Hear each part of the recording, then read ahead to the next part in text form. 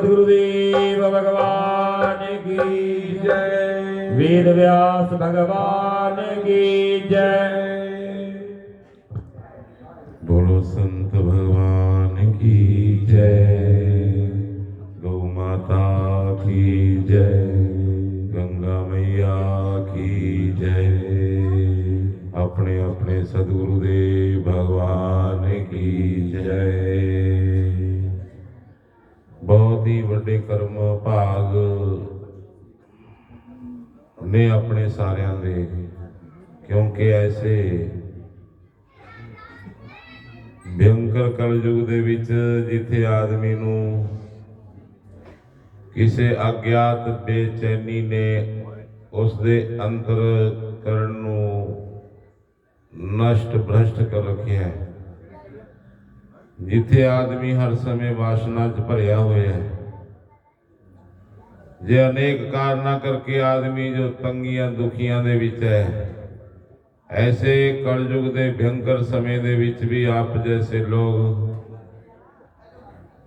इस तरह बैठ के परमात्मा दा नाम सुनने वाले जिस समय तक मौजूद ने उस समय तक ये पृथ्वी दे विच संभावना बनी रहूगी। जो ग्रंथ कह रहे ने वो सत्य ने, वो मनुष्य दे विच ही घटित होने। कोई आकाश चो नहीं उतरना सुपरमैन। सुपरमैन वही है जो अपने अंतर जगत नूं जान के उसका अनुभव कर लेंदा है। सुपरमैन ने गुरु नानक देव जी महाराज, सुपरमैन ने कबीर, तन्ना जट, मीरा माई, सुपरमैन ने ऋषि जिन्हों ने इन्ना लिटरेचर आपां नूं विज्ञान का ये ग्रंथां दे रूप दे विच दे रखिया है। इन्नियां कुर्बानियां जो हुण तक होईयां ने सनातन दियां, चाहे वो सिख भी होए वो भी सनातन दा ही सही ने, ये कोई होई नहीं होईयां। इन्हां ग्रंथां दे विच आदमी नूं अमर करन दियां युक्तियां ने। उस समय कली गऊ नहीं मारिया जा रहा सी, उस समय इन्हां ग्रंथां नूं, इन्हां ग्रंथां दे मनण वालियां नूं, इन्हां ग्रंथां दे समझाउण वालियां नूं सब नूं इस्लाम स्वीकार करवाया जा रहा सी। तां अपने आप नूं बचाउण वाले लोग भी सी, परंतु हिंदुआं दे विच एक संस्था खड़ी हुई जो हिंदुआं की रक्षा वास्ते फौज तैयार की गई। क्यों तैयार की गई? क्योंकि जे हिंदू संस्कृति भारत दे विचों नष्ट होगी, जे विज्ञान नष्ट हो गया तो पृथ्वी ते अध्यात्म दे लई सदा लई अंधेरा छा जाऊगा। भारत संस्कृति दे विच ही अंतर जगत दे रहस्यां नूं जानण दे फार्मूले ने। और ऐसा कोई धर्म पृथ्वी ते नहीं है जिस दे विच अंतर जगत नूं जान लिया गया होवे। भाषा भारत दी चाहे कोई भी होवे, चाहे पंजाबी होवे, चाहे संस्कृत होवे, चाहे हिंदी नूं जानण वाले, जिस भाषा दे विच भी भारत दे विच जदों भगत पैदा होया है तो उसे ने ओही विज्ञान किया है जो पहली बार वेदा ने पुकारिया सी। जे तुसी गुरु ग्रंथ साहिब नूं पढ़ोगे तो वेदां दे विच कहे हुए शब्दां दे और उन्हां दे सत्य दे विच रत्ती पर भी अंतर नहीं है। उसे सत्य नूं पुकारिया। इस करके भाषा दे अलग होण नाल सत्य का स्वरूप अलग नहीं हो जाता। इस करके अपने पास कुछ ऐसा है जो पृथ्वी दे किसी दूसरे धर्म दे पास नहीं है। इस करके ये बहुमूल्य जो विज्ञान है अपने पास ग्रंथां दे विच, जे अपने हीरो, अपने ऋषि मुनि संत फकीरां ने लिखे ने ग्रंथां दे विच महावाक्य, जे उन्हां ते भरोसा करके थोड़ा जा भी जीवन नूं उस अनुसार करो ਤਾਂ ਜੀਵਨ ਦੇ ਵਿੱਚ ਰਸ ਭਰ ਜਾਊਗਾ, ਇਹ ਬੇਚੈਨੀਆਂ ਖਤਮ ਹੋ ਜਾਣਗੀਆਂ। ਆਦਮੀ ਨੂੰ ਇੱਕ ਤੰਦਰੁਸਤ ਮਨ ਉਪਲਬਧ ਹੋ ਜਾਊਗਾ, ਐਸਾ ਮਨ ਜਿਸ ਦੇ ਮਿਲਣ ਨਾਲ ਇਹ ਸੰਸਾਰ ਹੀ ਬੈਕੁੰਠ ਦਾ ਦੀਦਾਰ ਬਣ ਜਾਂਦਾ ਹੈ। ਯਕੀਨ ਮੰਨਿਓ, ਜਿਸ ਨੇ ਵੀ ਭਗਤੀ ਕੀਤੀ, ਜਿਸ ਨੂੰ ਵੀ ਰੱਬ ਨਾਲ ਸੰਪਰਕ ਚ ਆਇਆ, ਜੋ ਇਨਸਾਨ ਚਾਹੇ ਕੋਈ ਵੀ ਭਗਤ ਹੋਵੇ, ਉਸਨੇ ਕਿਸੇ स्वर्ग ਦੀ ਮੰਗ ਨਹੀਂ ਕੀਤੀ, ਕਿਉਂਕਿ स्वर्ग ਉਹਨੂੰ ਚਾਹੀਦਾ ਜੋ ਨਰਕਾਂ 'ਚ ਹੋਵੇ। ਔਰ ਨਰਕ ਕੀ ਹੈ? ਨਰਕ ਹੈ ਜਿਸ ਜੀਵਨ ਦੇ ਵਿੱਚ ਰਸ ਨਹੀਂ ਰਿਹਾ, ਜਿਸ ਜੀਵਨ ਦੇ ਵਿੱਚ ਬੇਚੈਨੀ ਭਰ ਗਈ, ਦੁਖੀ ਹੈ, ਪਰੇਸ਼ਾਨ ਹੈ, ਤੰਗ ਹੈ, ਉਹ ਜੀਵਨ ਨਰਕ ਹੈ। ਇਸ ਕਰਕੇ ਜੀਵਨ ਨੂੰ ਆਨੰਦਿਤ ਬਣਾਉਣ ਦੇ ਪ੍ਰਯਾਸ ਕਰੋ। ਮਨ ਬਿਮਾਰ ਹੈ, ਇਸ ਗੱਲ ਨੂੰ ਹਮੇਸ਼ਾ ਯਾਦ ਰੱਖੋ। ਜਿਵੇਂ ਸਰੀਰ ਦੇ ਬਿਮਾਰ ਹੋਣ ਤੋਂ ਬਾਅਦ ਇੱਕ ਚੰਗੇ ਡਾਕਟਰ ਨੂੰ ਉਪਲਬਧ ਕਰਨ ਵਾਸਤੇ ਆਪਾਂ ਪ੍ਰਯਾਸ ਕਰਦੇ ਹਾਂ, ਖੋਜਦੇ, ਇਸੇ ਪ੍ਰਕਾਰ ਹੀ ਮਨ ਨੂੰ ਸਵਸਥ ਰੱਖਣ ਵਾਸਤੇ ਕਿਸੇ ਸੰਤ ਦਾ ਆਸਰਾ ਪਰਮ ਜ਼ਰੂਰੀ ਹੁੰਦਾ ਹੈ। ਜੇ ਤੁਹਾਡੇ ਪਾਸ ਮਨ ਦਾ ਵੀ ਡਾਕਟਰ ਹੈ ਔਰ ਸਰੀਰ ਦਾ ਵੀ ਹੈ, ਤਾਂ ਫਿਰ ਤੁਸੀਂ ਸੰਪੂर्ण ਸਵਸਥ ਦਾ ਆਨੰਦ ਲੈ ਸਕੋਗੇ।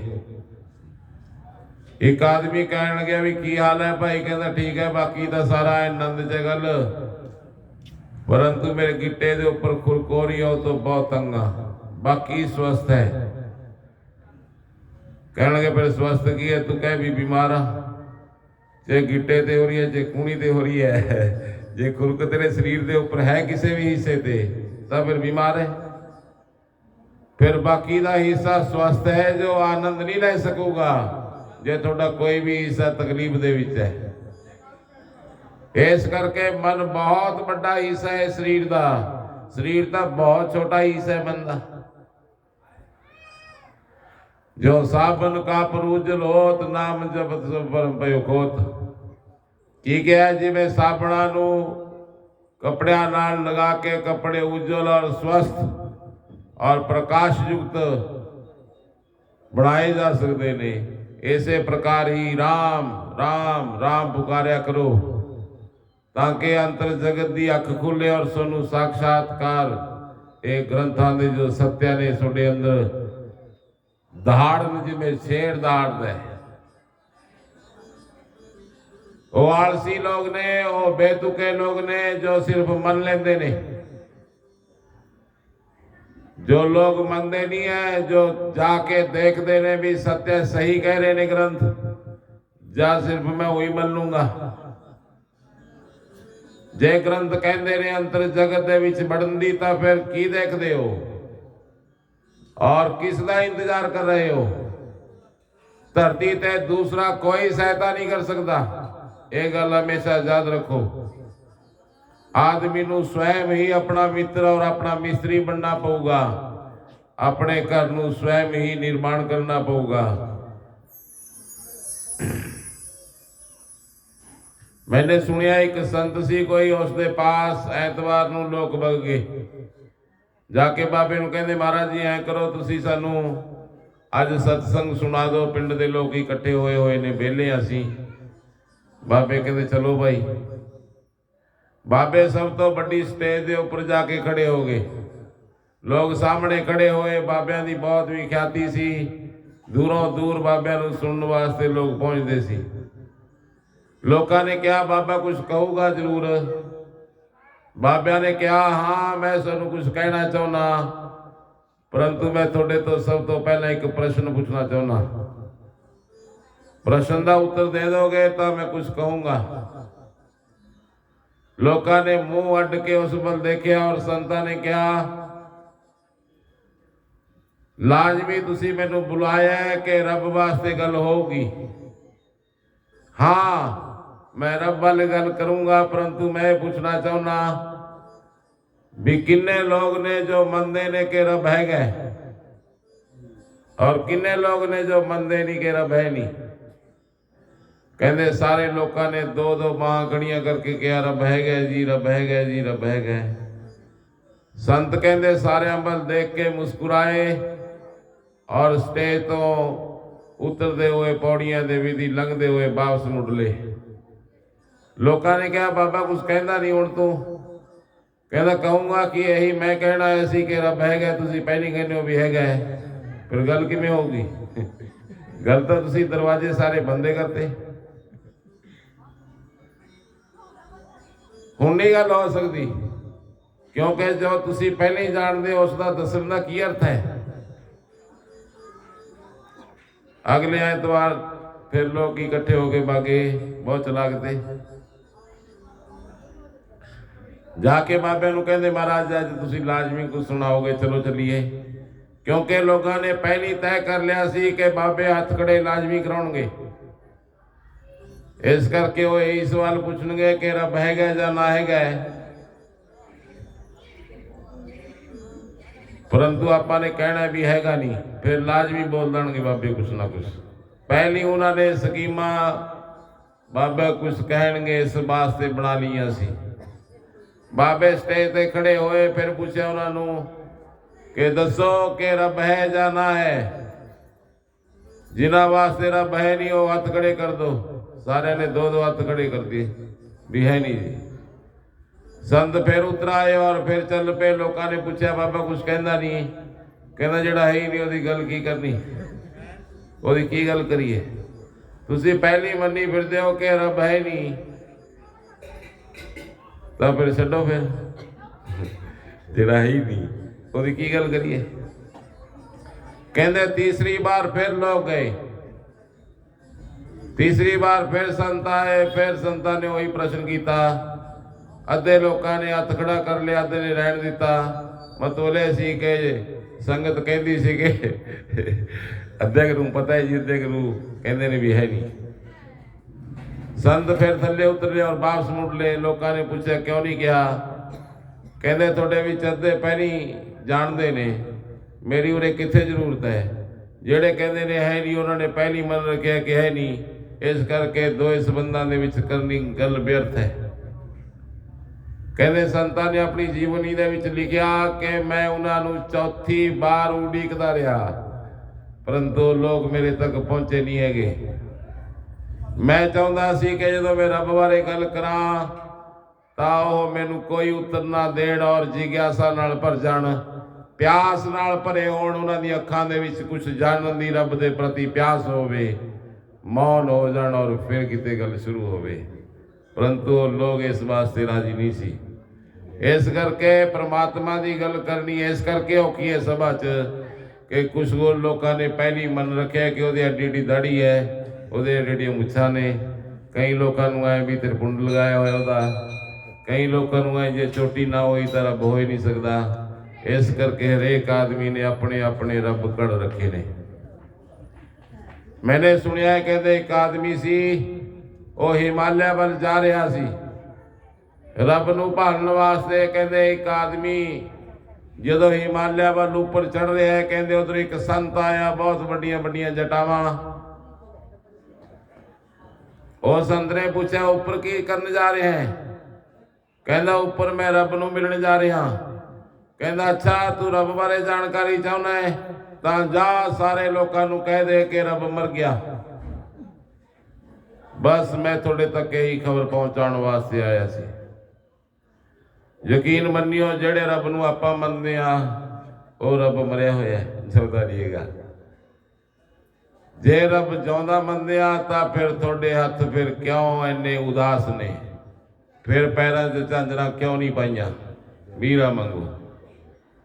फिर क्यों नहीं दिल दे विच उत्सव और विश्वास जे तुसीं रब नूं जिंदा मनदे हो? फिर कादी बेचैनी, कादी सोच, कादी परेशानी जे तुसीं मनदे हो कि रब जिंदा है? ये तां समस्यावां जिहड़ियां अज चेहरे दे उपर आदमी दे दिखाई दिंदियां ने, ऐ लगदा है कि आदमी दा रब मर गया जिवें। इस करके जिउंदे रब नूं प्रेम करो जो हरेक दे विच निवास करदा है। फुल्लां तो भी इजाजत लो उन्हां नूं तोड़न दी। मत्था टेकना किते मंदिर दे विच सिर झुकाना नहीं हुंदा, ਕਰੋ ਜਦੋਂ ਚੱਲਦੇ ਹੋ ਉਸੇ ਸਮੇਂ ਹੀ ਮੱਥੇ ਦੀ ਪ੍ਰਕਿਰਿਆ ਸ਼ੁਰੂ ਹੋ ਜਾਂਦੀ ਹੈ। ਕਿੰਨੇ ਲੋਕ ਮਿਲਦੇ ਨੇ, ਤੁਸੀਂ ਉਹਨਾਂ ਦੇ ਪ੍ਰਤੀ ਕੈਸਾ ਭਾਵ ਰੱਖ ਰੱਖਿਆ ਹੈ। ਮੰਦਿਰ ਦੇ ਵਿੱਚ ਪ੍ਰਵੇਸ਼ ਸਮੇਂ ਤੁਹਾਡਾ ਦਿਲ ਦਾ ਮਨ ਦਾ ਕਿੰਨਾ ਸੰਤੁਲਨ ਹੈ, ਔਰ ਤੁਸੀਂ ਮੰਦਿਰ ਦੇ ਵਿੱਚ ਆ ਕੇ ਕਿਹੜੀਆਂ ਕਿਹੜੀਆਂ ਚੀਜ਼ਾਂ ਸਾਥ ਲੈ ਕੇ ਆਏ ਹੋ, ਔਰ ਉਹ ਵਸਤੂਆਂ ਨਾਲ ਤੁਸੀਂ ਆਪਣੇ ਵੱਲੋਂ ਕੀ ਚੜਾ ਰਹੇ ਹੋ। ਇਹ ਸਾਰੀਆਂ ਗੱਲਾਂ ਆਪਣਾ ਆਪਣਾ ਮਹੱਤਵ ਰੱਖਦੀਆਂ ਨੇ। ਫਿਰ ਕਿਤੇ ਜਾ ਕੇ ਇੱਕ ਨਮਸਕਾਰ ਸੰਪੂਰਨ ਸਵੀਕਾਰ ਹੁੰਦੀ ਹੈ। बोल शंकर भगवान की ਜੈ।